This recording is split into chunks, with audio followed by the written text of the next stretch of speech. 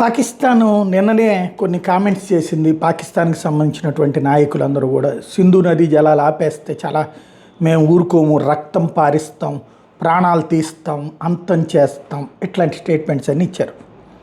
అదేందో పాపం అదే జలాలని వదిలిపెడితేనేమో వాడుకోలేక వరదలు వచ్చినాయని మళ్ళీ దాని మీద ఐక్యరాజ్య సమితికి ఫిర్యాదు చేస్తారు. భారత్ కుట్ర చేసింది అన్నటువంటి. తాజాగా చూస్తే ఏదైతే జీలం నదికి సంబంధించినటువంటి నీళ్ళని వదిలిపెట్టింది భారత ప్రభుత్వం.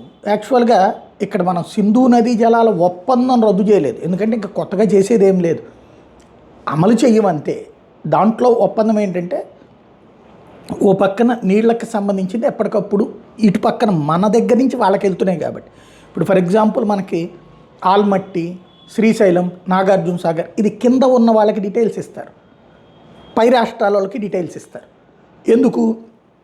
అట్టించి ప్రవాహం అవుతుంది, ఇక్కడికి వస్తుంది కాబట్టి ఇక్కడ ఆ వరదను ముందుగా అంచనా వేసుకుని దానికి తగ్గట్టుగా నీళ్లు వదిలిపెట్టడం, బ్యారేజీలు ఖాళీ చేయడం. ఇది అదే కనుక అట్లా అలా చెప్పకపోతే మునిగిపోతాయి.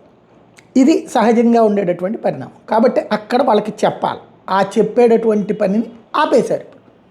దాంతో జీలం నది నీళ్లు వెళ్తే వరదలు వచ్చినాయి. చివరికి పాకిస్తాన్లో ఉన్నటువంటి 2-3 ప్రాంతాలలో అత్యవసర అనౌన్స్మెంట్లు ఇచ్చుకోవాల్సి వచ్చింది. వరదలు వస్తున్నాయి అన్నటువంటి. దాని మీద వెళ్ళి ఐక్యరాజ్య సమితికి చెప్తానంటోంది.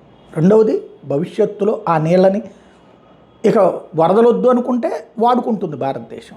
ఇది సహజసిద్ధంగా జరిగేటటువంటి పరిణామం. ఆకు ఒక్కతో నువ్వు ఒకటంటే పోక చెక్కతో నూరెండంట అన్నటువంటి చందంగానే ఉంటుంది దౌత్య విధానం, విదేశాంగ విధానం, రక్షణ విధానం.